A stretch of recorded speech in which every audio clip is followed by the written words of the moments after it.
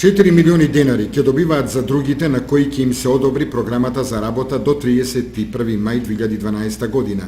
Висината на финансиската помош ќе биде до 80% од вкупните прифатливи трошоци за првата година. Секоја наредна од одобрувањето на работната програма, процентот на поддршката се намалува за 20%. Субвенцијата може да се добие и како авансно плаќање во износ на најмногу 40% од прифатливите трошоци. Според ресорното министерство, бенефитот е повеќекратен, најмалку 5% пониски цени на репроматеријалите за членовите на задругата, поголема финансиска поддршка наместо 50%, се планира 60 до 70% кофинансирање за земјоделска механизација.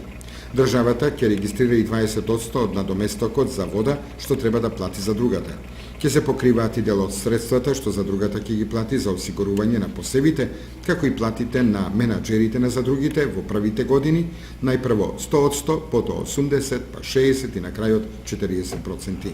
Од вкупно регистрираните 52 задруги, активни се само 15. Повеќето производители на задругарството се уште гледаат со сомнеш, го поистоветуваат со периодот од 50-тите и 60-тите години на минатиот век, кога им беа одземани имотите. Но целта на задругите денес е производителот да има неприкосновено право на собственост на собственото земјиште.